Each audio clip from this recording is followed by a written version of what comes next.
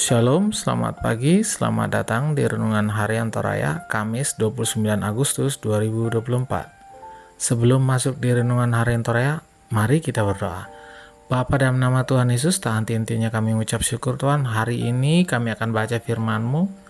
Biarlah firman-Mu ini tetap tinggal di hati kami dan kami lakukan setiap hari. Dalam nama Tuhan Yesus, haleluya, haleluya, haleluya, amin. Pembacaan terdapat pada Yakobus 1 ayat 1 sampai 8.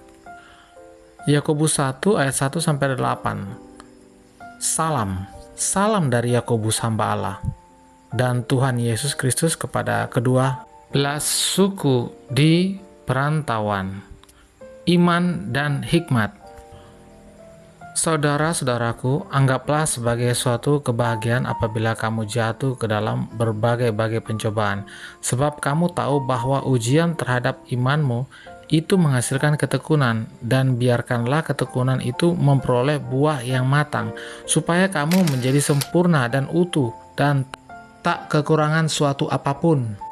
Tetapi apabila di antara kamu ada yang kekurangan hikmat, hendaklah ia memintakannya kepada Allah, yang memberikan kepada semua orang dengan murah hati dan dengan tidak membangkit-bangkit, maka hal itu akan diberikan kepadanya. Hendaklah ia memintanya dalam iman, dan sama sekali jangan bimbang, sebab orang yang bimbang sama dengan gelombang laut yang diombang-ambingkan kian kemari oleh angin.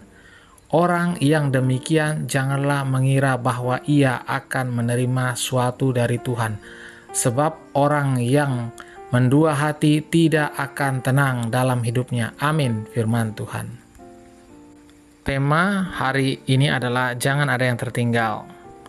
Melihat penderitaan sebagai sebuah kebahagiaan, apa maksud Yakobus menasihatkan hal itu? Mari kita memahami maksud dari pencobaan. Pencobaan dipahami sebagai hal-hal yang berasal dari dalam dan luar diri kita. Artinya hal tersebut berkaitan dengan dosa. Kedua, karena Yakobus melihat manfaat pencobaan-pencobaan, kita dapat menyimpulkan bahwa ada banyak hal yang tak terduga menguji umat Allah, baik secara individu maupun seluruh komunitas.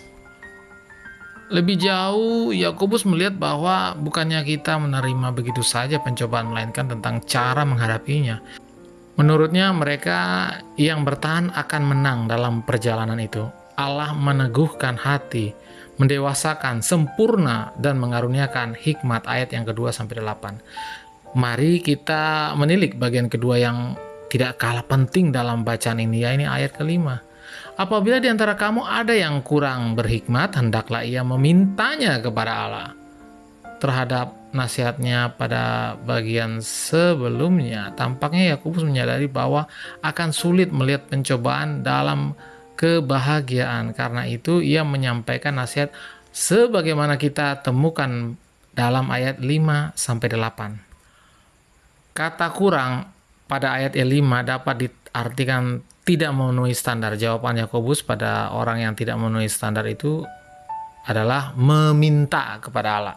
Namun tindakan meminta ini bukan hanya tugas dari orang yang tidak memenuhi standar, tetapi tugas semua orang dalam kelompok tersebut. Yakobus menandaskan orang Kristen harus menanggung beban sebagai saudara. Orang Kristen harus menghadapi pencobaan bersama-sama. Kepedulian kepada sesama orang Kristen agar tidak ada yang tertinggal, kurang hikmat, dan tidak memenuhi standar. Amin. Mari kita berdoa. Bapa, dalam nama Tuhan Yesus, terima kasih Tuhan, kami sudah baca firman-Mu. Biarlah firman-Mu ini tetap tinggal di hati kami dan kami lakukan setiap hari. Dalam nama Tuhan Yesus, haleluya, haleluya, amin.